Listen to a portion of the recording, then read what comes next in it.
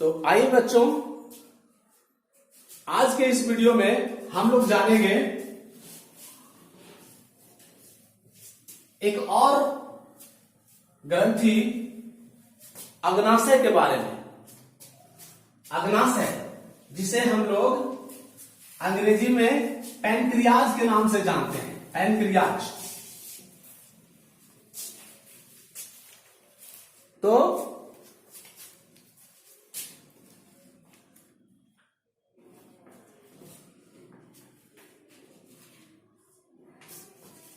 ये अग्नाशय है। आपने देखा था, यहां से देखिए पिक्चर बना लेते हैं, फिर हम लेकिन मिटा देंगे बच्चों।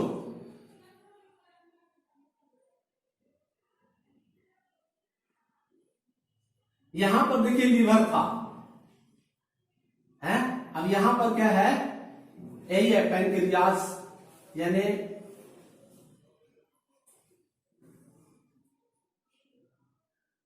Pancreatic gland, अग्नाशय। इसी का नाम है अग्नाशय।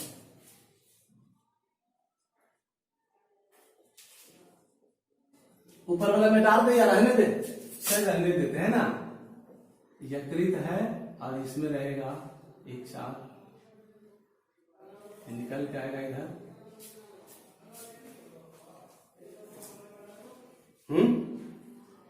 तो ये अग्नाशय है। इस अग्नाशय के बारे में हम लोग जानेंगे। अब देखिए अग्नाशय है कहां, कहां स्थित है ना। पहले तो यही देखना है कि अग्नाशय कहां स्थित है। तो ये पक्वाशय था ना। पक्वाशय छोटी आंत का अगला हिस्सा, उल्टे यू आकार जैसी है। तो अगर इसको उल्टा यू समझे तो एक भुजा ये, एक भुजा ये, यानी पक्वाशय के दोनों भुजाओं के बीच स्थित है। ठीक है ना। सवाल ऐसा आएगा कि अग्नाशय कहां से जुड़ी होती है या किस नली से जुड़ी होती है। आंसर होगा बच्चों पक्वाशय से। कहां से? पक्वाशय से जुड़ी होगी। अब देखिए ये कैसी ग्रंथि है। आप देख ही रहे, चिपटा है पत्ते की तरह। ये चपटी है लेकिन मांसल है। मांसल मतलब इसमें केवल मसल्स हैं, हड्डी कांटा नहीं है। ये मांसल ग्रंथि है, यानी अग्नाशय एक मांसल ग्रंथि है जो चपटी होती है। ठीक है, समझ रहे बात? अब इसमें भी देखिए इसका निर्माण कैसे होता है। अग्नाशय का निर्माण 50% से अधिक हिस्सा एसिनल कोशिकाओं का बना होता है। सवाल डायरेक्ट आएगा आपको, ये तो डीप था थोड़ा सा। मैट्रिक तक इतने ही क्वेश्चन रहते हैं कि अग्नाशय का निर्माण कैसी कोशिकाओं से हुआ है। तो याद रखना बच्चों, अग्नाशय का निर्माण एसिनल कोशिकाओं से हुआ है। 50% से अधिक भाग जिसका है उसी का नाम हुआ, है ना। तो 50% से अधिक हिस्सा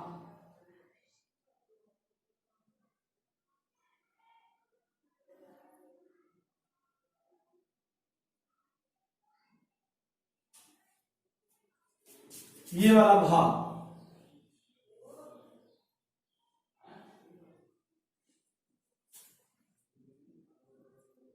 एसिनल कोशिका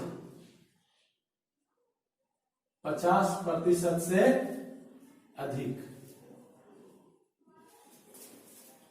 ठीक है, यानी अग्नाशय का निर्माण एसिनल कोशिकाओं से हुआ है।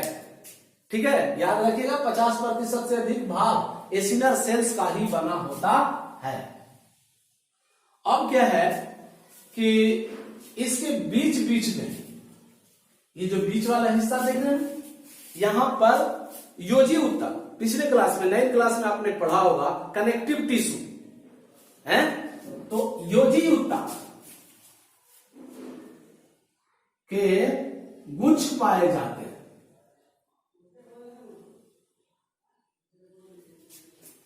इसके बीच बीच में, यानी अग्नाशय के बीच में योजी ऊतक के गुच्छ पाए जाते हैं। छोटे छोटे गुच्छों के रूप में पाया जाता है। जैसे देख लो कि सभी जगह जल है और बीच में एक थोड़ा सा उठा हुआ भाग रहता है, उसको हम लोग बोलते हैं द्वीप। क्या बोलते हैं?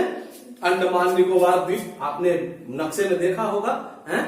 तो इस तरह क्या है, चारों तरफ जल दिखाई देगा और बीच में छोटा सा भाग उठा हुआ स्थलीय भाग है, तो हम लोग उसको द्वीप बोलते हैं। यहां पर भी क्या है कि एसिनर सेल्स के बीच यानी अग्नाशय के बीच में योजी उत्तकों के छोटे छोटे गुच्छ पाए जाते हैं, जिसे द्वीप कहते हैं। मगर किसकी? लैंगरहैंस की दीपिका। लैंगरहैंस की द्वीपिका। ये किसका बना है? योजी उत्तक का। समझ रहे ना? किसका बना है? योजी उत्तक का गुच्छ था, इसको बोलते हैं लैंगरहैंस की दीपिका। क्यों बोलते हैं? बिकॉज ऑफ इसकी खोज लैंगरहैंस ने की थी। लैंगरहैंस ने इस दीपिका की खोज की, इसलिए इसका नाम दिया गया आइसोलेट्स ऑफ लैंगरहैंस। ठीक है, तो ये लैंगरहैंस की दीपिका, ये इंपॉर्टेंट क्वेश्चन है कि लैंगरहैंस की दीपिका से क्या समझते हैं। तो आपको ये बताना पड़ेगा कि कहां है, कैसा उत्तक है, ठीक, इसकी खोज किसने की, इसी वजह से इसको लैंगरहैंस की दीपिका कहते हैं। यानी आप इतना लिख ही सकते हैं कि यूं तो अग्नाशय का निर्माण मुख्यतः एसिनर कोशिकाओं से हुआ है, लेकिन इसके बीच बीच में योजी उत्तकों के गुच्छ पाए जाते हैं, जिसकी खोज लैंगरहैंस ने की थी, इसलिए इन गुच्छों को लैंगरहैंस की दीपिका कहते हैं। रियल में यह अंतःस्रावी ग्रंथि है, इसमें दोनों प्रकार के स्राव होंगे। ये बात तो पहले समझ ही चुके होंगे कि योजी उत्तक के गुच्छ हैं और ये लैंगरहैंस की दीपिका के नाम से जाने जाते हैं। ठीक है ना? अब देखना यह है कि जो एसिनर कोशिका है और जो योजी उत्तक है, इसके दो ही पार्ट हुए। ये वाला भाग हो गया, इसको रंग देते हैं, ऐसे तुम लोग जो है कंफ्यूज कर रहे हो, थोड़ा थोड़ा क्लियर कर देते हैं ना। ये वाला जो भाग है एसिनर सेल्स का, ठीक, और अंदर वाला जो भाग हो गया ये वाला योजी उत्तक के गुच्छ हो गए अंदर, ये समझ रहे ना? तो आप देखिए कि इसका दो पार्ट हुआ। अब दोनों पार्टों में देखना यह है कि ये जो बाहर वाला हिस्सा है यानी एसिनर कोशिका, ये जो एसिनर कोशिका है ये बहिस्रावी ग्रंथि है, इसमें बाहर स्राव होता है। ठीक है, ये कैसी ग्रंथि है? बहिस्रावी। ये बहिस्रावी ग्रंथि है एसिनर सेल्स वाला। ठीक है, अब ये रह गया योजी उत्तक वाला, ये अंतःस्रावी ग्रंथि है, अंदर स्राव होता है, अंतःस्रावी। ठीक है, बात समझ रहे बच्चों? क्या कि अग्नाशय में एसिनर कोशिकाएं, अग्नाशय का वह भाग जो एसिनर कोशिकाओं से बना हुआ है वह बहिस्रावी ग्रंथि है। ठीक है, यह क्या है? बहिस्रावी ग्रंथि है, और उसके योजी उत्तक के गुच्छ जो हैं वो अंतःस्रावी ग्रंथियां हैं। यानी लैंगरहैंस की दीपिका कैसी ग्रंथि है? अंतःस्रावी ग्रंथि है। अब यहां एक और जो विशेष बात देखनी है कि अगर ये कहा जाए कि अग्नाशय में दोनों ही प्रकार की ग्रंथियां हैं, है ना, अंतःस्रावी ग्रंथि भी है और बहिस्रावी ग्रंथि है। अब अगर पूछा जाए कि अग्नाशय कैसी ग्रंथि है, तो आप क्या बोलेंगे? अंतःस्रावी ग्रंथि है, या फिर बोलेंगे कि बहिस्रावी ग्रंथि है? क्या बोलेंगे? पता ही नहीं चल पा रहा है कि क्या बोलेंगे ना। कह सकते हैं कि यह मिश्रित प्रकृति की ग्रंथि है, जिसमें दोनों ही प्रकार की ग्रंथियां पाई जाती है ना। तो कुल मिला अगर सवाल ऐसा हो कि अग्नाशय किस प्रकार की ग्रंथि है, तो आप लिख सकते हैं मिश्रित प्रकृति की ग्रंथि है। या अगर ऑप्शन में रहा कि अग्नाशय निम्नलिखित में कैसी ग्रंथि है, तो निश्चित रूप से ऑप्शन में चाहे तो मिश्रित प्रकृति दिया हुआ रहेगा या फिर संयुक्त प्रकृति दिया हुआ रहेगा। ठीक है ना? दोनों जुड़े हुए इसके अंदर, दोनों ये एक अंतःस्रावी और एक बहिःस्रावी, ये दोनों ही प्रकार की ग्रंथियां अग्नाशय में पाई जाती है। इसी वजह से अग्नाशय को मिश्रित प्रकृति या संयुक्त प्रकृति की ग्रंथि कहा जाता है। बात समझ रहे होंगे। अब देखना है कि इसमें जो बहिःस्रावी ग्रंथि है और जो अंतःस्रावी ग्रंथि है, ये सब क्या करते हैं। तो देखिए, ये जो बहिःस्रावी ग्रंथि है, बहिःस्रावी ग्रंथियों से एंजाइमों का स्राव होता है, एंजाइम उत्पन्न होते हैं। ठीक है, यहां से क्या निकलता है, एंजाइम। ध्यान रखिएगा, यहां से तो क्वेश्चन रहना ही रहना है राज में। यहां से एंजाइम निकलते हैं और ये अंतःस्रावी ग्रंथि है, यहां से हार्मोन निकलते हैं।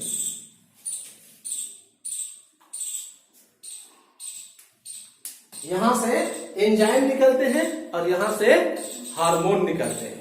यहां एंजाइमों का स्राव होता है, यहां से हार्मोनों का स्राव होता है। दो प्रकृति, दो तरह की, अंतःस्रावी ग्रंथि से हार्मोन निकल रहा है, बहिःस्रावी ग्रंथि से एंजाइम निकल रहा है। अब देखिए कि इससे पहले बहिःस्रावी ग्रंथि को ही देख लेते हैं, बाहर वाला पार्ट है। इससे जो एंजाइम निकलते हैं, ठीक है ना, ये एंजाइम, ये एंजाइम है एमाइलेज, दूसरे है लाइपेज, तीसरा है ट्रिप्सिन, काइमोट्रिप्सिन।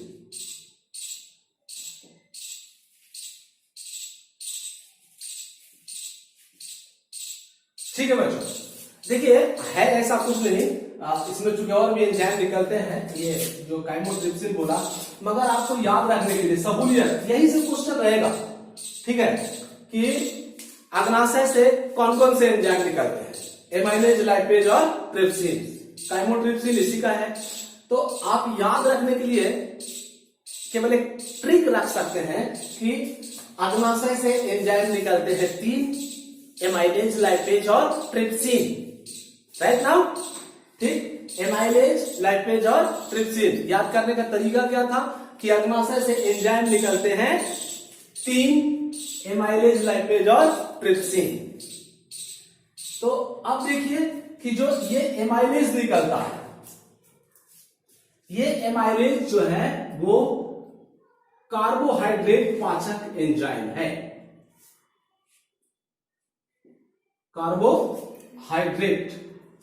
कार्बोहाइड्रेट पाचक एंजाइम। मुख गुहा में कार्बोहाइड्रेट का पाचन हुआ था, पिछले क्लासों में आपने जाना। अगर क्लियर नहीं होगा तो मैं अगले में एक समरी के रूप में डालूंगा। तो ये कार्बोहाइड्रेट का पाचन मुंह में हुआ था, कुछ न कुछ बचा हुआ रह गया था, कुछ पचा और कुछ बचा, जो बचा अब यहां आकर पचेगा। तो कार्बोहाइड्रेट का पाचन एमाइलेज से हो जाएगा। ये लाइपेज है। अभी आपने देखा पिछले क्लास में जहां हम यकृत पढ़ा रहे थे, वहां आपने पाया होगा कि वसा को वसीय अम्ल और ग्लिसरॉल में तोड़ दिया गया, भोजन की प्रकृति को क्षारीय बना दिया गया। अब ये लाइपेज काम करना शुरू करेगा और वसा को पचा देगा। यानी लाइपेज कैसा एंजाइम है, वसा पाचक एंजाइम है। क्वेश्चन इस प्रकार का भी होता है बच्चों कि एमाइलेज कैसा एंजाइम है, कार्बोहाइड्रेट पाचक है, लाइपेज कैसा एंजाइम है, वसा पाचक एंजाइम है, और ये ट्रिप्सिन, काइमोट्रिप्सिन कैसा एंजाइम है, प्रोटीन पाचक एंजाइम है।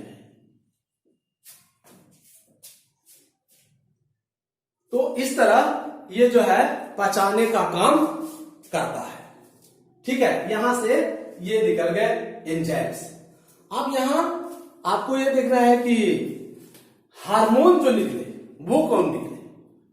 ठीक है, कहा कि ये लैंगरहांस की दीपिका या योजी उत्तक का गुच्छ, या फिर अग्नाशय के अंदर जो छोटे छोटे योजी उत्तक के गुच्छ पाए जाते हैं वो अंतःस्रावी ग्रंथि है। इससे हार्मोनों का स्राव होता है। इससे हार्मोन निकलते हैं 2, हार्मोन 2 निकलते हैं। नंबर 1 इंसुलिन,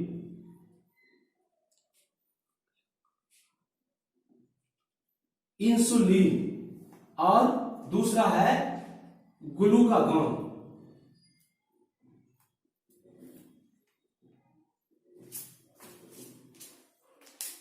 ठीक है, क्या है, एक निकला इंसुलिन और दूसरा निकला ग्लूकागॉन। देखो बच्चों, सवाल जब आएगा तो ये ध्यान रखना होगा कि अगर सवाल ऐसे पूछ दिया, बच्चे भ्रमित हो जाते हैं कि अग्नाशय से किन किन हार्मोनों का स्राव होता है, तब तो इधर आंसर होगा, इधर वाला मत लिख देना है। या अग्नाशय से स्रावित होने वाले हार्मोन कौन है, वहां पर लिखा हुआ रहेगा एमाइलेज, लाइपेज, ट्रिप्सिन, इंसुलिन। चकमा मत खाना, है ना। वो हार्मोन इधर वाला है और इधर वाला एंजाइम है। इधर का कोई नाम रहेगा तभी होगा हार्मोन में, और इधर का नाम रहेगा तभी होगा एंजाइम में।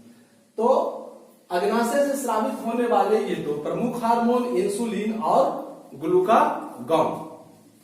ये इंसुलिन जो होता है वह बीटा कोशिकाओं का बना होता है। किसका? Beta cells. Insulin beta cells से उत्पन्न होता है और ये ग्लूकागॉन अल्फा सेल से उत्पन्न होता है। ठीक है, ये बीटा सेल से इंसुलिन और अल्फा सेल से ग्लूकागॉन। अब देखिए,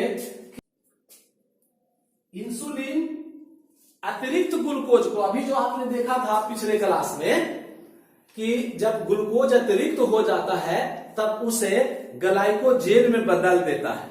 ठीक है ना, है तो ग्लाइकोजेन में बदलने का काम ये इंसुलिन नामक हार्मोन करता है, जिसे यकृत अपने अंदर एवं मांसपेशियों में संचित करा देता है। तो ये वो इंसुलिन था जो अतिरिक्त ग्लूकोज को ग्लाइकोजेन में बदल देता है। यानी इधर लिख देते हैं, इंसुलिन का काम क्या हुआ? What is the function of insulin? Glucose को, एक्स्ट्रा ग्लूकोज ये लिख देते हैं, समझ लेना। ग्लूकोज को किस चीज में बदल देता है? ग्लाइकोजेन में, ग्लाइकोजेन में। ठीक है, अब ये ग्लाइकोजेन जो है या तो यकृत में संचित होगा या मांसपेशी में। ठीक है, अब देखिए कि इस ग्लाइकोजेन को यहां ले आते हैं, जरूरत पड़ेगी तो यहां एक दूसरा हार्मोन निकला, नाम था उसका ग्लूकागॉन। ग्लूकागॉन, ठीक है। ये ग्लूकागॉन क्या करता है? इस ग्लाइकोजेन को जो संचित था यकृत में या मांसपेशी में, इसको यानी ग्लाइकोजेन को फिर से बदल देता है ग्लूकोज में। तो फिर हमको ग्लूकोज मिलने लगता है, यहां से फिर ऊर्जा का उत्पादन शुरू हो जाएगा। जो ग्लाइकोजेन था उसको फिर से बदल दिया किस चीज में? ग्लूकोज में। तो ये फंक्शन था इंसुलिन का और ग्लूकागॉन का। दोनों एक दूसरे के विपरीत प्रकृति वाले हार्मोन हैं। एक जो है ग्लूकोज को ग्लाइकोजेन में बदलता है और दूसरा ग्लाइकोजेन को ग्लूकोज में बदल देता है। ठीक है बच्चों, तो ये था हमारा अग्नाशय कि ये किस प्रकार की ग्रंथि है। अब इससे जुड़े बहुत सारे ऑब्जेक्टिव सवाल भी हैं और सब्जेक्टिव क्वेश्चन भी हैं। आप चाहे तो लिख सकते हैं, लेकिन पिछले क्लास का भी क्वेश्चन नहीं दिया है तो वो सवाल लिखवा दूं। लिख लिए फटाफट, तेजी में लिखिएगा, बाकी जो छूट जाएगा उसको बाद में वीडियो देख के क्लियर कर लीजिएगा। पहला सवाल है, पहले पिछले क्लास वाला सवाल दे दे रहे हैं। ये हमारे शरीर की सबसे बड़ी ग्रंथि कौन है?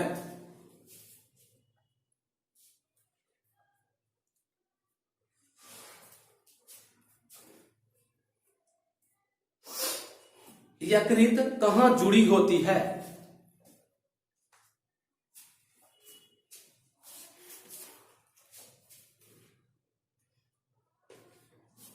यकृत कहाँ जुड़ी होती है?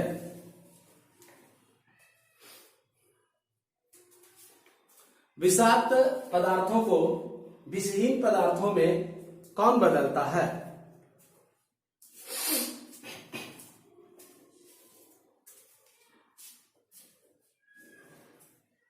शुद्धिकरण की ग्रंथि किसे कहा जाता है?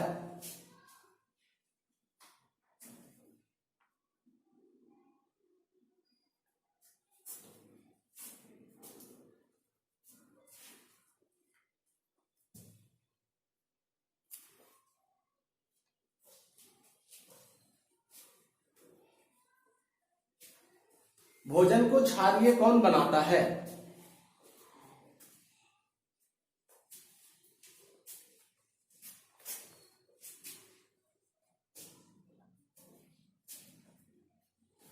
पीतीय लवण किसे घुला देता है?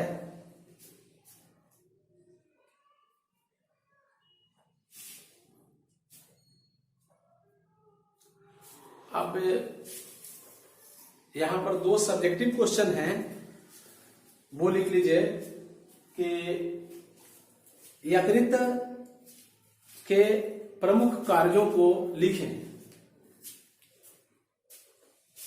अगर आप चाहें तो जहां कार्यों लिख रहे हैं ना, वहां पर कार्यों देके और विशेषताओं भी लिख दे सकते हैं, ऐसे ऑब्लिक डाल के विशेषताओं। सवाल कुछ भी रह सकता है, बच्चे इतने में कंफ्यूज कर जाते हैं।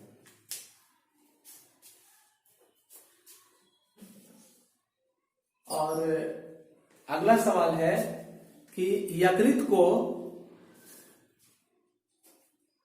शरीर के शुद्धिकरण की ग्रंथि, यकृत को शरीर के शुद्धिकरण की ग्रंथि क्यों कहा जाता है?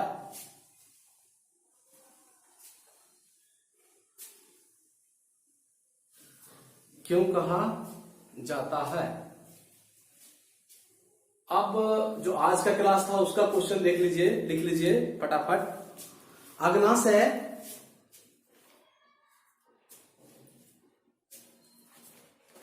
किससे जुड़ी होती है?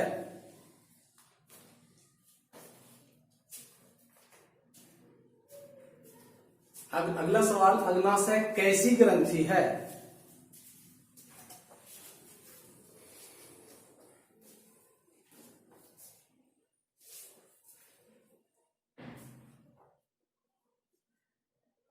अगला सवाल,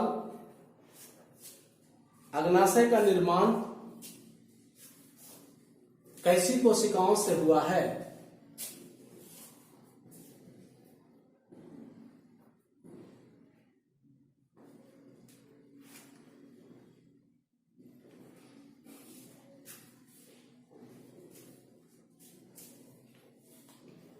अगला सवाल,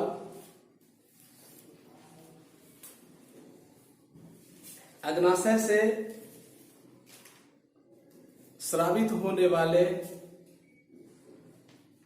एंजाइम कौन कौन हैं?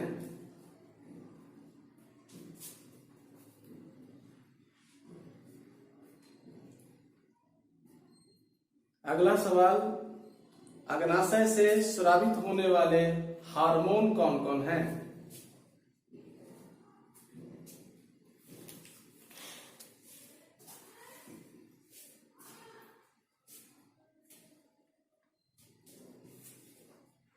अगला सवाल,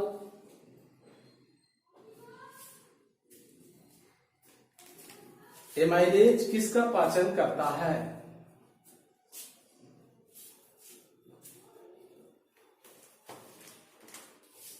अगला सवाल, लाइपेज किसका पाचन करता है? खाली लाइपेज लिख के आगे बढ़ा दीजिए। अगला सवाल, ट्रिप्सिन किसका पाचन करता है?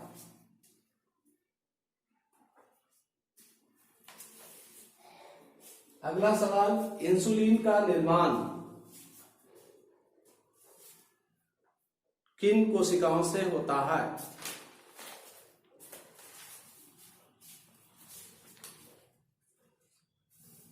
अगला सवाल, ग्लूकागॉन का निर्माण किन कोशिकाओं से होता है? अब यहां भी 2 सब्जेक्टिव क्वेश्चन नोट कर लीजिए। लैंगरहांस की सॉरी 2 और ऑब्जेक्टिव लिखिए पहले।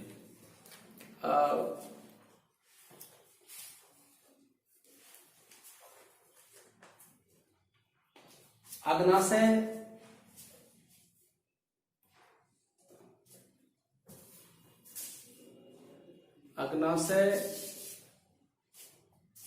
में बहिस्रावी ग्रंथि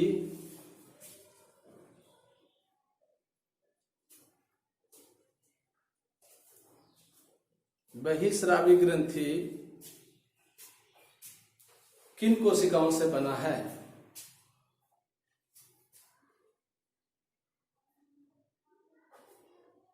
अगला सवाल लिखिए, लैंगरहांस की दीपिका कैसी ग्रंथि है?